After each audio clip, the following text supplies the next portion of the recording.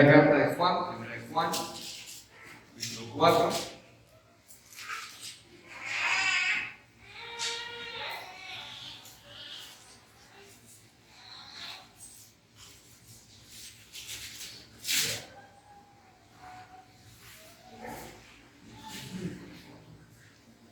Primera de Juan, capítulo 4, vamos a leer desde el versículo 7. Amados, amémonos unos a otros, porque el amor es de Dios. Todo aquel que ama es nacido de Dios y conoce a Dios. El que no ama no ha conocido a Dios, porque Dios es amor. En esto se mostró el amor de Dios para con nosotros, en que Dios envió a su Hijo unigénito al mundo para que vivamos por Él. En esto consiste el amor, no en que nosotros hayamos amado a Dios, sino en que Él nos amó a nosotros y envió a su Hijo en propiciación por nuestros pecados. Amados, si Dios nos ha amado así, debemos también nosotros amarnos unos a otros. Nadie ha visto jamás a Dios. Si nos amamos unos a otros, Dios permanece en nosotros y su amor se ha perfeccionado en nosotros. En esto conocemos que permanecemos en Él y Él en nosotros, en que nos ha dado de su Espíritu. Y nosotros hemos visto y testificamos que el Padre ha enviado al Hijo, el Salvador del mundo. Todo aquel que confiese que Jesús es el Hijo de Dios, Dios permanece en Él y Él en Dios. Y nosotros hemos conocido y creído el amor que Dios tiene para con nosotros.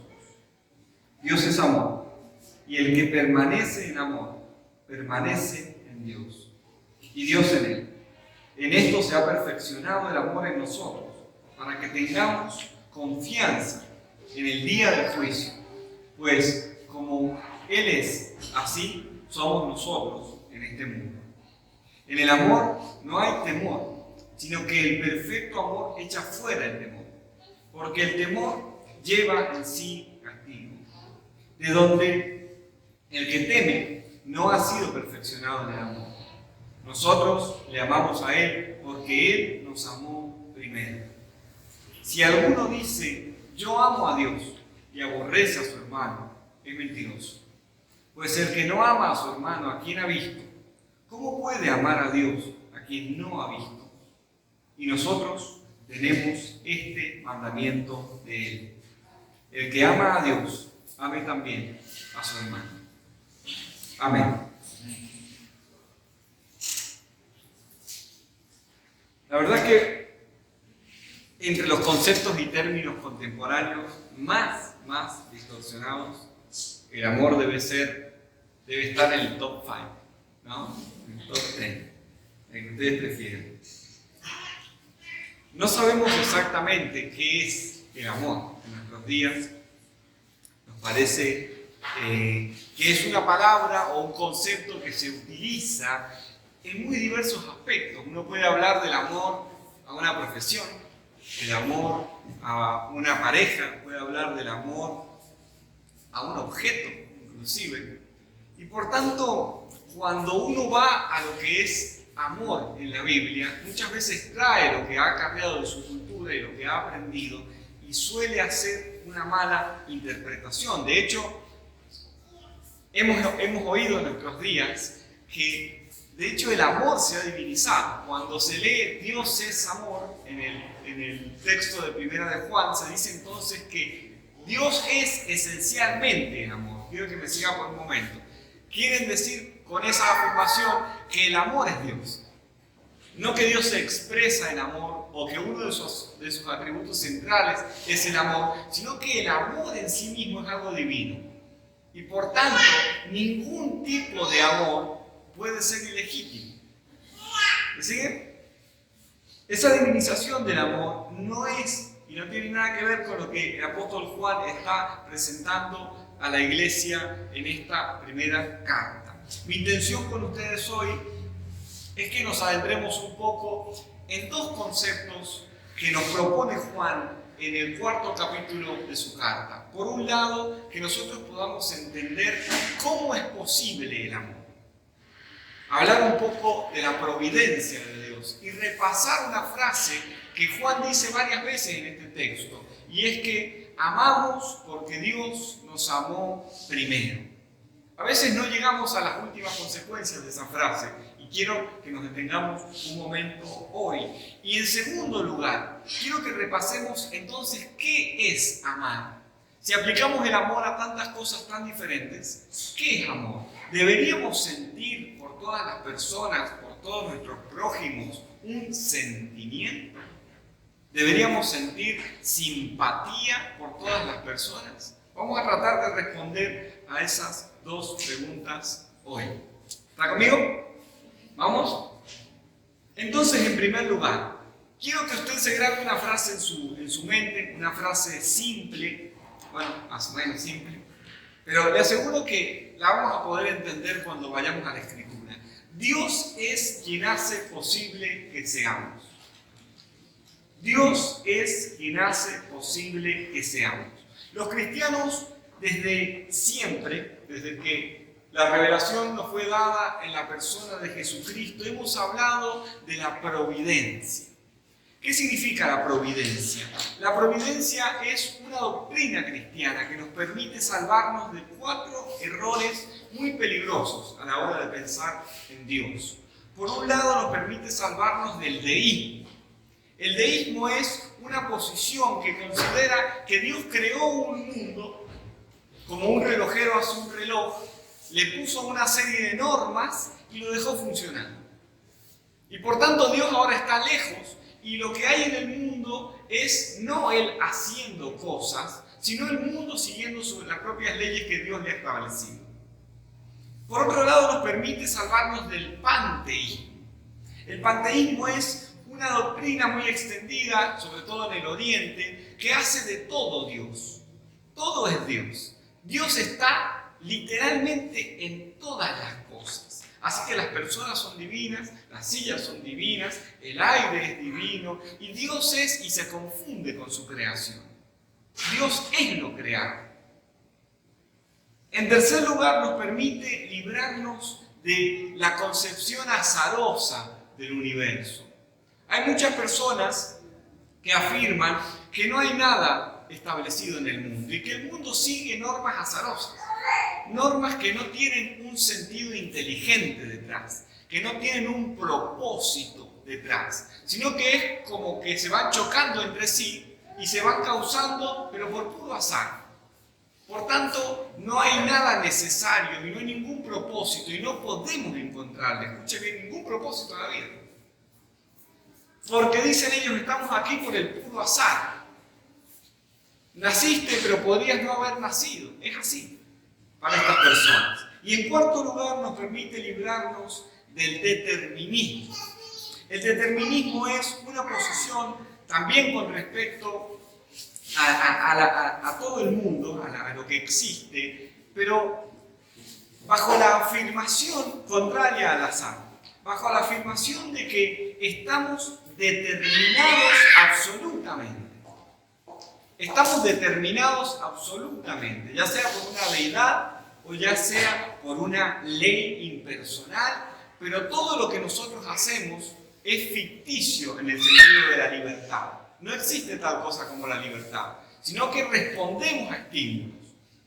Y no somos más que los productos de ciertos estímulos, absolutamente determinados, ya sea un determinismo biológico o un determinismo metafísico, cualquier tipo de determinismo que usted se le pueda imaginar. No ha tomado en su vida nunca ninguna decisión libre. Ante todo esto, los cristianos sostenemos la providencia de Dios. ¿Qué queremos decir con la providencia de Dios? No hemos inventado nada, ¿sí? La providencia de Dios es una doctrina que se desprende naturalmente del texto bíblico. Primero, sostenemos que Dios es un ser personal, que no estamos regidos ni por el azar, ni por leyes rígidas, sino por un ser personal. ¿Está aquí conmigo? Un ser personal significa alguien que toma decisiones voluntarias y que toma decisiones inteligentes. En segundo lugar, queremos decir que Dios ha creado lo que existe, pero lo que existe, escuche bien, sigue siendo sostenido por Dios. Sigue siendo sostenido por Dios. Usted vive porque Dios lo sigue haciendo vivir. No tiene nada que ver la concepción del mundo de la Biblia con el deísmo, de hacer un reloj, darle cuerda y que funcione solo. Si usted respira, Dios lo está haciendo respirar. Si usted camina, Dios lo está haciendo caminar. Si usted ve, Dios le está permitiendo ver. Si vive, Dios le está permitiendo vivir. Si hay mundo, es porque Dios sigue sosteniendo el mundo. Yo quiero que usted me siga un momento. Vamos a repasar algunos pasajes de la Biblia para que vean ya más claramente lo que yo quiero decir. Con providencia nosotros queremos decir dos cosas. Yo sé que parecen muchos conceptos, pero es fácil en verdad cuando uno va a la Biblia.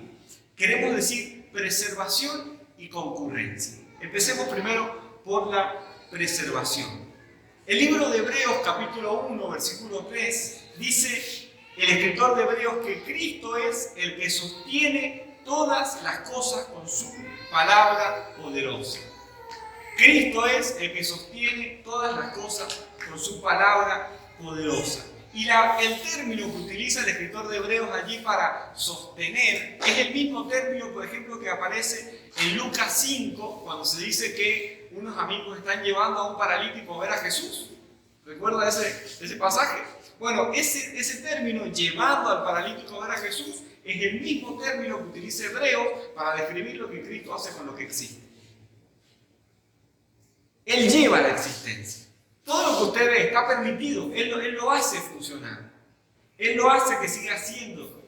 Y en el momento en que Él decidiera que las cosas ya no quiere seguirlas sosteniendo, todo volvería a ser lo que era. ¿Sabe qué éramos nosotros antes de que Cristo nos hiciera? Nada. Nada. Génesis 1 dice que Él hizo todo de la nada. No había nada, no hay manera ni de pensarlo para nosotros, porque todo lo que nosotros hacemos es pensar ya mediante lo que existe, pero antes no había nada, no había ni tiempo. Ahora, el apóstol Pablo, Colosenses 1:17, dice que todas las cosas en Él, es decir, en Cristo, subsisten. Y así usted puede ir a diversos textos. Pablo, hablando a los atenienses, en Hechos, capítulo 17, versículo 28, fíjense las palabras, le dice a los griegos, en Él, en Cristo, vivimos, nos movemos y existimos. Esdras, en el Antiguo Testamento, dice, solo tú eres el Señor. Tú has hecho los cielos y los cielos de los cielos con todas sus estrellas. Tú le das vida a todo lo creado. El apóstol Pedro, en 2 de Pedro 3:7, dice que los cielos y la tierra que existen ahora son, escuche la palabra, guardados por Dios. Guardados para el juicio, dice en este caso Pedro, pero guardados en fin.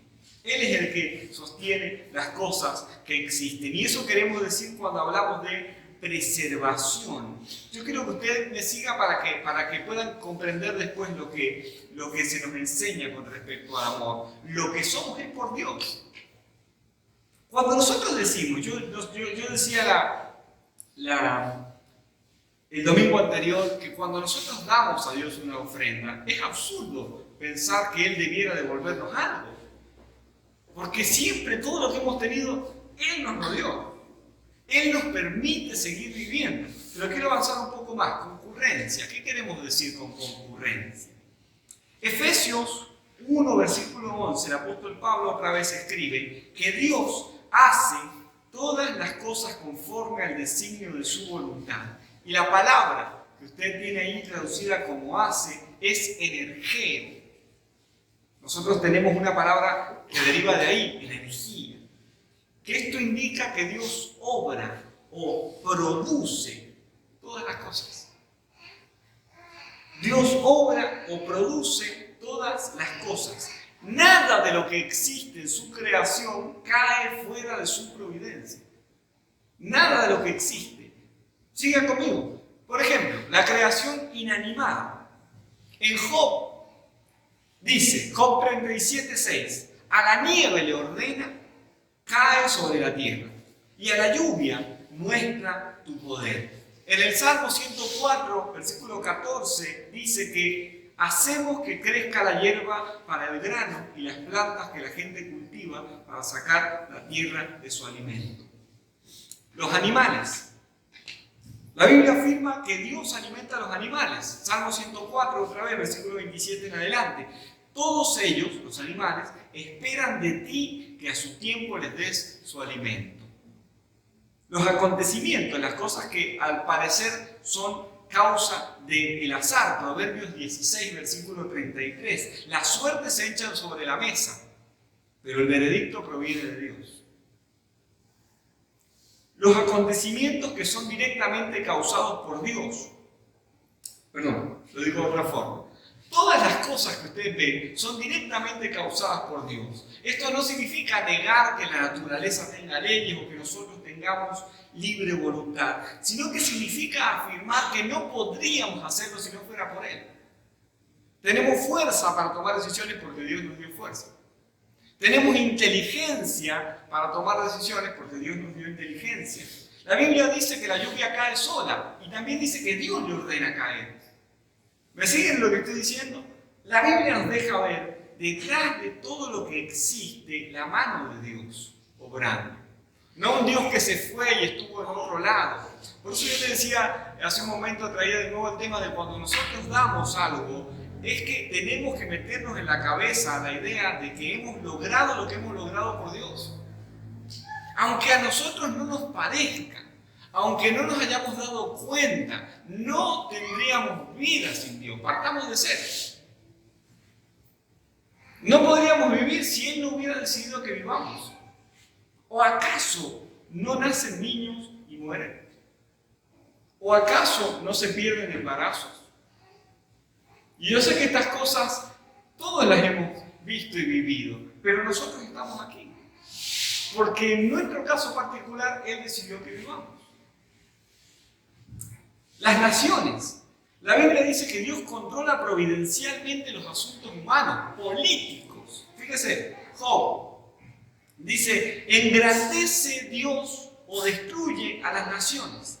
¿Las hace prosperar o las dispersa? Job 12, 23. Salmo 22, versículo 28. Porque del Señor es el reino. Él gobierna sobre las naciones. Todos los asuntos de la vida, más grandes o más pequeños que nos parezcan, están regidos por la providencia de Dios. El Señor Jesucristo en un momento dijo, Él le da de comer a los pájaros. Dijo en otro momento, no se cae un pelo de tu cabeza sin que Él lo sepa. ¿Por qué insistir en este tema de la providencia? Porque si uno no entiende la providencia de Dios en los sentidos en que yo he tratado de describirlo brevemente para ustedes, no puede entender cómo es posible practicar el amor que Jesús nos pide. No hay manera. No hay manera. Hay un texto que a mí me gusta mucho. Esto es muy del ámbito de las cosas que a mí me gustan. No se enojen. Hay un pensador cristiano, de la patrística cristiana, que se llama Justino, más conocido como San Justino o Justino Mártir. Y él tiene un texto donde cuenta cómo es que se hizo un filósofo cristiano. Y él dice, a ver, yo había ido con los estoicos, y con los escépticos, y con los platónicos, y todos proponían un sistema que a mí me parecía interesante, dice Justino. Me parecía interesante lo que proponían los platónicos, lo que proponían los aristotélicos, pero nunca lo pude cumplir. ¿Se entiende lo que digo? Él dice, es interesante que los seres humanos propongamos un sistema ético. Y es cierto que muchas veces la humanidad ha propuesto por medio de la sola razón sistemas éticos de gran altura, pero nunca los hemos podido cumplir. Dice San Justino, el cristianismo es el único sistema que pone el querer y el hacer, citando al apóstol Pablo. El apóstol Pablo dice, escribiendo a los filipenses, que Dios es el que pone en nosotros, literal, porque Dios es el que en ustedes produce así el querer como el hacer por su buena voluntad. ¿Qué sentido tendría que alguien te diga, ama a tu enemigo, y no te dé la forma de hacerlo? ¿Qué sentido tendría que alguien te diga, no vivas en pecado, pero no te dé ninguna más solución? Todos nosotros diríamos, a mí me encantaría. Me encantaría no ser mezquino, me encantaría no querer quedarme con lo ajeno, me encantaría que no sentir odio por otro, pero no puedo hacerlo. Cuando yo me enfrento a la vida, es lo que yo siento, es lo que me sale, es el carácter que tengo. Y aquí es donde entra la providencia de Dios. El apóstol Juan, en su carta, no te dice, amá a tu prójimo y luego te deja solo. Como diciendo, a ver cómo haces, dale. El Señor Jesucristo planteó el amor como un mandamiento. Mateo 22:36.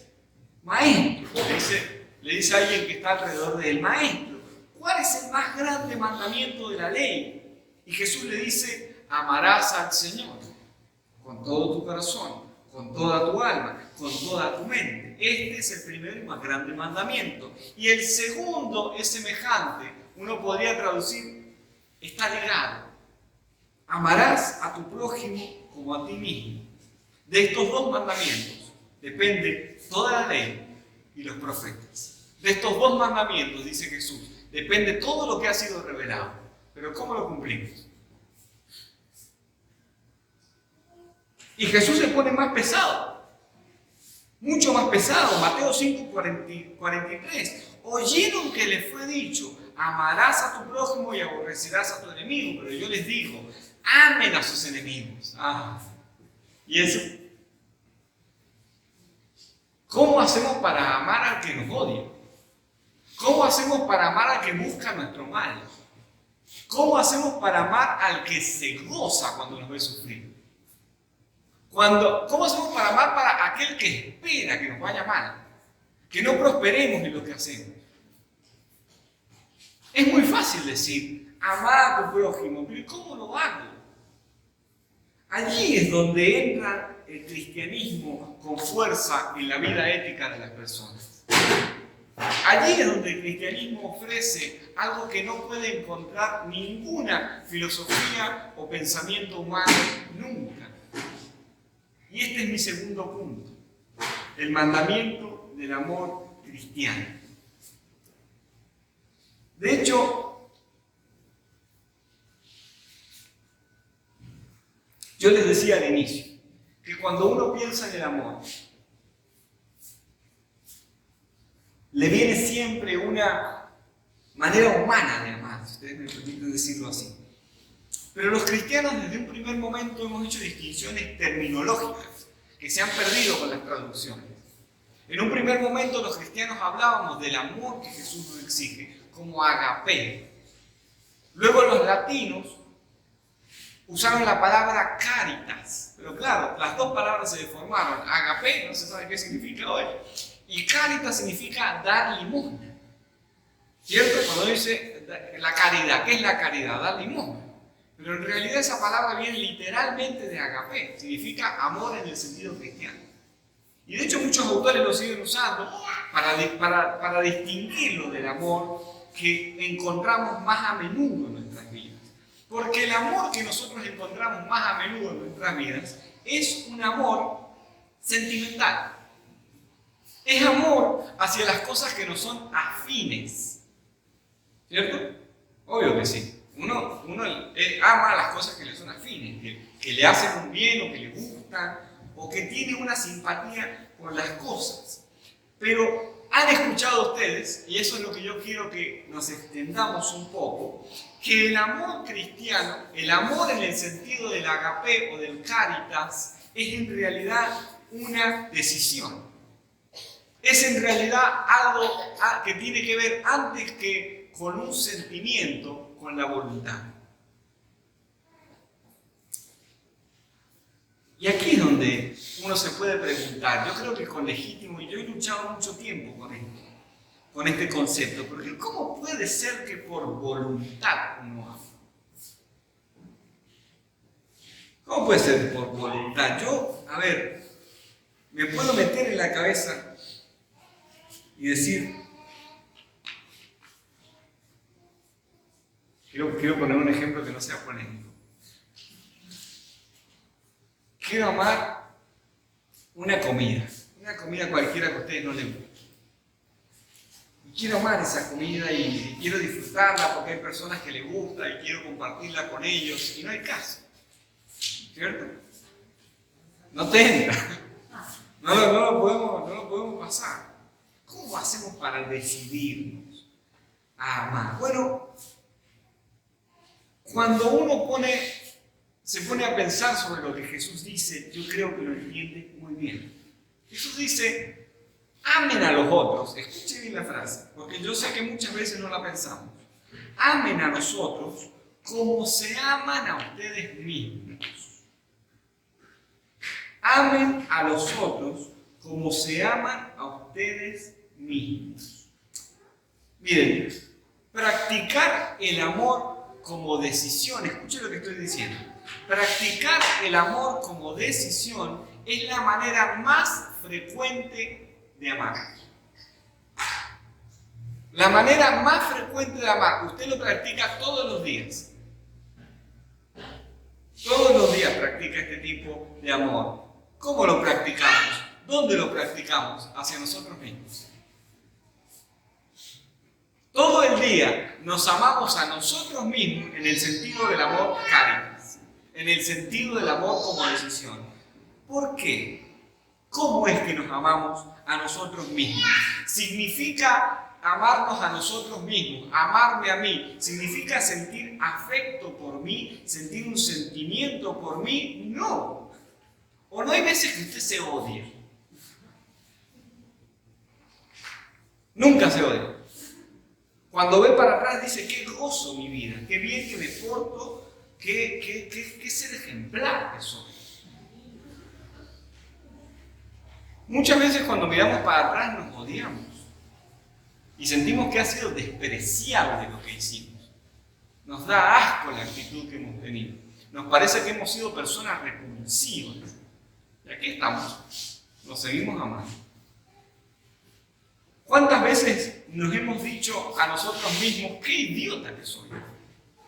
¿Cómo fui capaz de decir eso, o de hacer eso, o de pensar eso? Y aquí estamos, nos seguimos amando.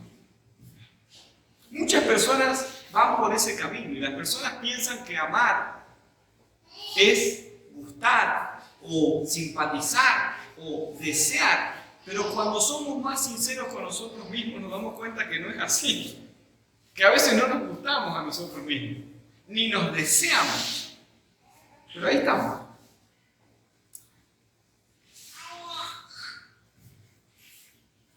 El amor cristiano, entonces, cuya mejor definición es amar a tu prójimo como ustedes mismos, tampoco es amar a aquel que me caiga bien.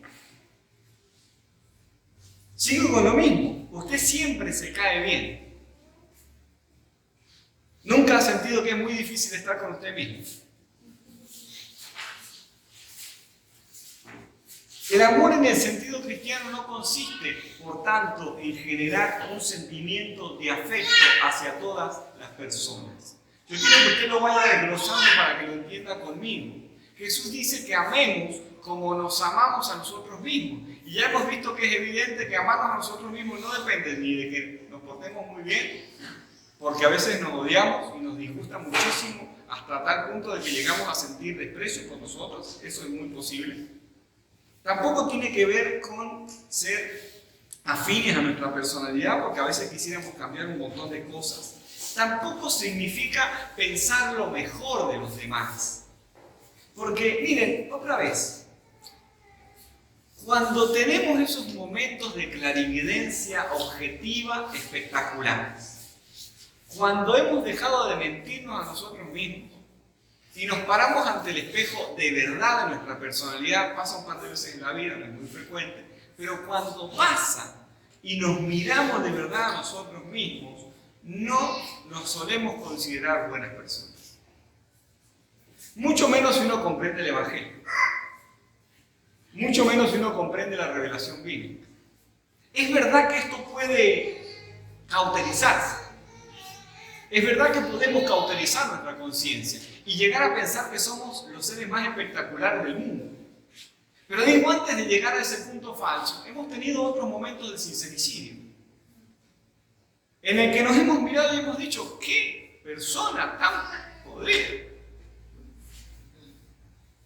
¿Cómo puede ser que me sigan aguantando algunos? Que no me hayan dejado.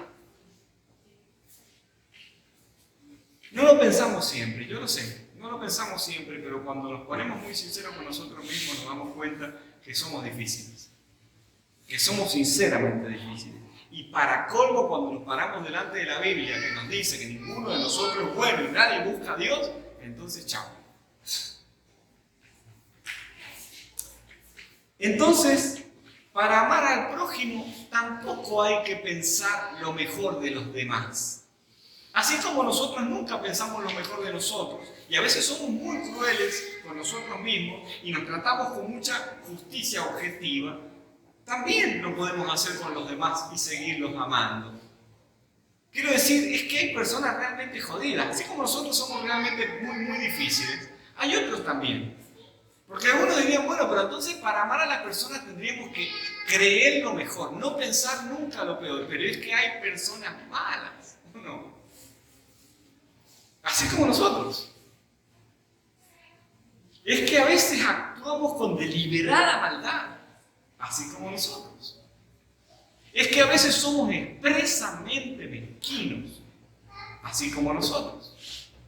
Es que a veces nos dejamos llevar por muchas perversiones, así como nosotros. Y nos seguimos amando. ¿O alguna vez a usted se ha azotado por lo que hizo? ¿O ha dejado de comer para castigarse por lo que hizo?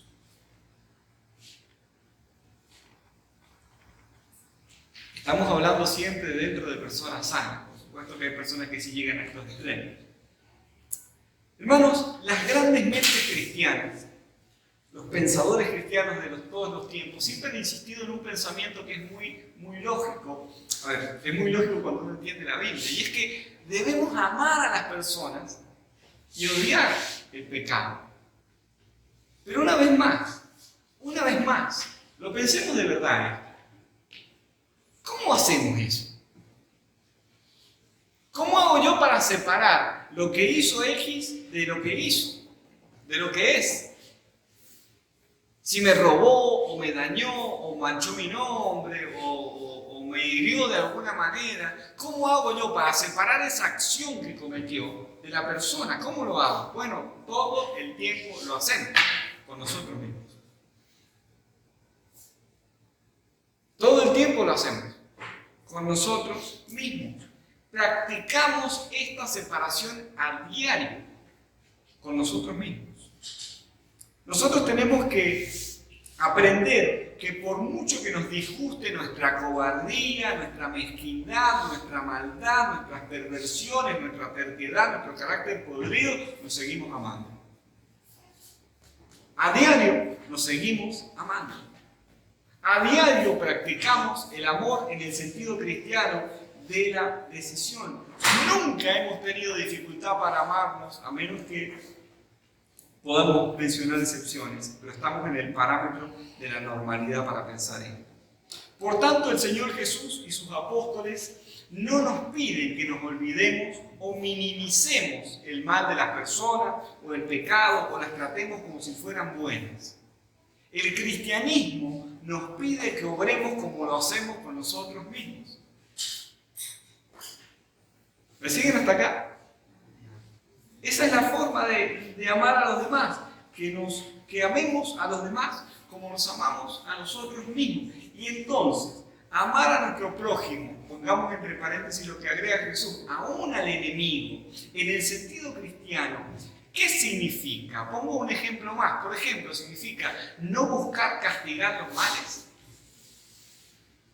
No debiéramos buscar castigar los males de nadie, no debiéramos juzgarlos en el sentido de que paguen por lo que han hecho, no. De hecho, piensen en aquellos casos de aquellas personas, seguimos en el parámetro de la normalidad y sanidad mental y espiritual, que se han incluso entregado a la policía por algo que han hecho. Así mismo, ¿se entiende? Se han llevado a la policía y se han entregado, aún sabiendo que lo que han hecho puede costarles carísimo, la pena del capital o la pena perpetua. Aún así, ha sido muy frecuente en la historia de la humanidad que las personas se entreguen. Claro que podemos llegar al punto en que cauterizamos nuestra mente, sí, pero no vayamos todavía a esos extremos. Pensemos en la normalidad. Vayamos a algo más simple, piensen en aquellos niños que terminan confesando que se lo comieron ellos a lo que había en la heladera. O que fueron ellos los que tomaron lo que no debían tomar. Y lo confiesan y saben que obtendrán un castigo. Por tanto, nosotros con nosotros mismos nos juzgamos también. Y nos presentamos ante la justicia. Por tanto, el amor cristiano no nos pide que nos juzguemos. No nos pide que no se pague lo que se ha hecho mal. ¿Qué es entonces lo que nos pide el amor cristiano? Amar a alguien bíblicamente. Amar en el sentido del amor cristiano es desear el bien de las personas. Amarse a uno mismo es desear el propio bien. ¿Qué significa desear el propio bien? Miren, cuando nosotros obramos mal, cuando somos malas personas y lo reconocemos, cuando pecamos y lo reconocemos, ¿qué hacemos con nosotros mismos? Tenemos la esperanza de que cambiemos, de cambiar. Y nos decimos, ojalá que alguien me cambie, ojalá que alguna circunstancia, que en algún momento, que en algún lugar pase algo para que yo deje esta conducta perversa. Pase algo para que yo deje este carácter. Algo o algo. ¿Me siguen? Y amar en el sentido cristiano es hacer eso por las personas. ¿Estamos hasta aquí? Ahora, ¿cómo lo hacemos? ¿Cómo lo hacemos? ¿Cómo hacemos para que, a pesar de lo que vemos en las personas, nosotros seamos capaces de buscar el bien de los demás? Porque el amor profundo es eso. Todos los que han estado casados por muchos años lo saben. Hay muchas cosas del amor juvenil que después ya no están más. Por ejemplo, el hermoso cuerpo. Y ustedes no tienen que haber visto a su alrededor, las personas que han visto crecer y siguen juntas. Y ya no es el hermoso cuerpo lo que hace a ese amor unido, sino el amor de buscar el bien del otro. En salud, en enfermedad, cuando tengamos mucho y cuando no tengamos nada, cuando estemos por dentro y cuando estemos muy bien físicamente. Ese ha sido siempre el verdadero sentido del amor. ¿Cómo hacemos para poder cumplirlo? ¿Cómo hacemos para llevarlo adelante? La providencia de Dios.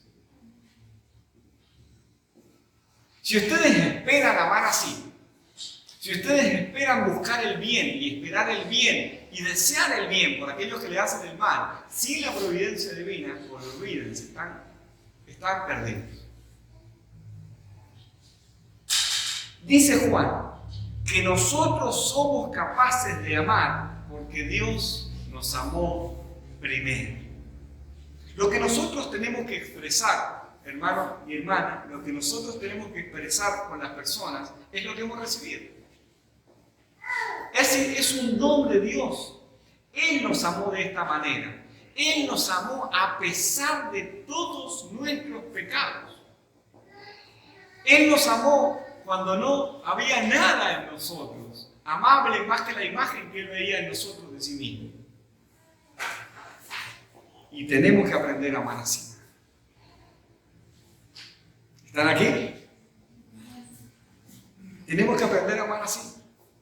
El apóstol Juan dice, en verdad nosotros tenemos que ir a buscar lo que ya tenemos. Tenemos que tomar de nosotros lo que Dios nos ha regalado. Él nos amó. Él nos ha enseñado este amor. Y cuando uno frecuenta su relación con Dios, cuando uno crece con Dios, cuando uno camina con Dios, cuando uno conoce a este Dios que se expresa en amor, entonces aprende a amar. Un autor decía, ¿cómo empezar a practicar esto? ¿Cómo empezamos a llevar adelante un amor que tenga que ver con el amor cristiano y no con el amor sentimental? Y ya me acerco a mi conclusión. Una vez escuché una réplica de una persona que me decía, es fácil hablar del amor a los enemigos cuando no se ha sufrido nunca nada serio con respecto a otras personas. Piensen en cosas terribles. Piensen en muertes, piensen en genocidios, piensen en violaciones, piensen en estafas que dejan a las personas quebradas para siempre, piensen en mutilaciones, piensen en traiciones que dejan a las personas mentalmente mal por el resto de lo que le queda de camino. Y muchas de esas personas que han pasado estas terribles situaciones dicen, es fácil decir que hay que amar cuando vos no estuviste, cuando vos no te hicieron esto. Quizás tu vida ha corrido en otro sentido y has tenido otra crianza y has frecuentado a otras personas. Y por tanto, las experiencias que tenés con los seres humanos son mucho más benévolas que las que yo he tenido. Ahora bien, lo que tenemos que aprender de la Biblia con respecto a esto es que si uno quiere empezar amando así a esas personas, a ese mal, no va a poder empezar ahí. Yo quiero proponerles a ustedes que empecemos a amar, pero empecemos por situaciones mucho más cotidianas, mucho más cercanas y mucho más simples. Porque hermano y hermana, el amor engendra amor. Y cuando uno empieza a practicar el amor, no les digo que vayamos a lo difícil. Yo no les estoy pidiendo que vayamos directamente ante el victimario. Yo les estoy pidiendo que empecemos por situaciones más simples. Y que empecemos a dejar que Dios cure nuestros corazones, nuestras costumbres, nuestros pensamientos, con amores más simples, con actitudes más simples. ¿Qué significa eso? Y bueno, vayamos a hablar con una persona que no nos interese en absoluto. Ayudemos a una persona que no ayudaríamos. Tengamos un gesto por un vecino. Colaboremos con alguna causa que nos parezca justa. Empecemos a practicar, buscar el bien de los demás. Y en esa práctica y en ese camino, yo les aseguro que llegará el día en el que ustedes podrán decir, porque ese es el modelo, porque ese es el lugar hacia donde vamos. Ustedes algún día podrán decir como Cristo, ante aquellos que lo están matando, perdónanos. Algún día ustedes podrán decir como Esteban, ante aquellos que lo están matando, perdónanos. Porque en realidad ese es el modelo hacia el cual Dios nos hace caminar. Quiero terminar con esto. El apóstol Juan, en 1 de Juan 4:14 dice, y nosotros hemos visto y testificamos que el Padre ha enviado al Hijo, el Salvador del mundo. Todo aquel que confiese que Jesús es el Hijo de Dios, Dios permanece en él y él en Dios. Y nosotros hemos conocido y creído el amor que Dios tiene para con nosotros. Dios es amor. El que permanece en amor, permanece en Dios y Dios en él. El máximo ejemplo del amor es Jesucristo.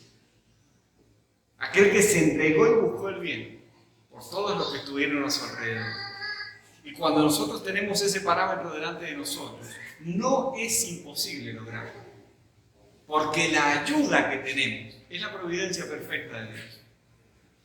Y como el apóstol Pablo decía, Él pone el querer y Él pone el hacer. Él redobla tus fuerzas.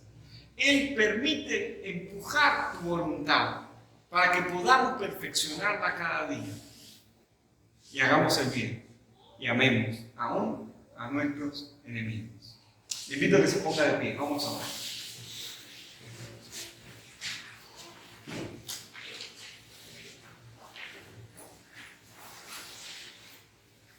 Señor, te damos gracias por tu palabra, por lo que tenemos delante de nosotros. Señor, porque al repasar lo que el apóstol Juan nos enseñaba, lo que él trajo, Señor, de parte del Espíritu Santo para la iglesia, nosotros somos confrontados a buscar otro estilo de vida. Señor, y cuando venimos a tus pies, nosotros venimos con un estilo de vida que se basa en la revancha o en la venganza. Y damos solamente a los que nos han dado. Y no queremos dar nada a los que no nos dieron nada. Señor, no queremos naturalmente buscar el bien de las personas, sino que simplemente, Señor, tenemos amor por aquellos que nos es fácil amar, por los que son afines a nosotros, por los que piensan como nosotros, por los que nos quieren, por los que hacen algo por nosotros, por los que son familia, por los que son amigos. Pero el Señor Jesús dijo que si esa es nuestra actitud, que si nosotros así obramos, entonces no seremos diferentes a aquellos que no conocen a Cristo. No seremos diferentes a aquellos que no han recibido la bendición de nacer de nuevo y conocer la verdad del Evangelio. Señor, te pedimos por tanto que nosotros podamos entender que hay que tomar una decisión en nuestra vida, y esa decisión es amar a nosotros así como nos hemos amado nosotros mismos. Amar a los demás de tal manera que seamos capaces, Señor, de buscar su bien a pesar de las cosas que han hecho, a pesar de que quizás han buscado nuestro mal, a pesar de que nunca han deseado bien para nosotros, o a pesar de que han sido totalmente indiferentes o no los conocemos. Buscar el bien de las personas es la actitud de aquel que conoce a Dios. El apóstol Juan escribe en esta carta, Señor, que nadie puede decir que ama a Dios si no ama al que tiene a su lado. Señor, te pedimos por el odio que muchas veces hemos dejado crecer en nosotros, por el resentimiento, la falta de perdón ante personas, circunstancias de la vida que aún están en nosotros. Señor, y te pedimos que nos permitas ver a las personas a pesar de sus circunstancias, a pesar de su pecado, como nos viste a nosotros en la cruz. Así como Cristo nos vio, así como Él se entregó por nosotros, sin, Señor, tener en cuenta lo que hacíamos, nos amó por la imagen que veía en nosotros, la imagen de Dios perfecto en nosotros. Padre, te pedimos que nosotros aprendamos a ver así, que seamos como Cristo, que seamos como Esteban, que podían ver a sus agresores y veían que estaban dispuestos a terminar con su vida, y no obstante eran capaces de perdonar, eran capaces de amar, esperaban, Señor, esperaban. Eso es lo que dice Cristo en la cruz, que sean perdonados. Eso es desear el bien, esperar que en algún momento, en alguna circunstancia, por alguna persona, las personas tengan la oportunidad de cambiar, que tengan la oportunidad de ser sanados de su manera de vivir y de ser salvos del camino que han escogido. Eso es amar a otro. Y no tiene nada que ver, Señor, lo entendemos, con un sentimiento, con una afinidad, con un gusto, con una proximidad hacia las personas, sino que tiene que ver con una decisión de nuestra vida. Padre, hablamos al inicio de la providencia y entendimos que todo está en tus manos, Señor, y que vos, Señor, das fuerzas para que hagamos, nos das la inteligencia, nos das la vida. Te pedimos, Señor, que ahora que estás en nosotros, que tu Espíritu Santo que está en nosotros, Señor, nos permita crecer en amor. En esto van a conocer que son mis discípulos, decía Jesús, en que se amen los unos a los otros. El amor verdadero, el amor desinteresado, el amor que busca el bien de los demás a pesar de lo que han hecho, es una característica propia de tus hijos y de tus hijas. Señor, queremos aprenderlo. Muchos de nosotros hemos pasado la vida sin vivir así, sin practicar este amor, sin caminar de esta forma. Te pedimos, Padre, que podamos cambiar. Te pedimos, Señor, que tengas misericordia por nosotros, que a partir de ahora vivamos, Señor, buscando el bien de todos los que tenemos a nuestro alrededor. Te damos gracias en el nombre de Jesús.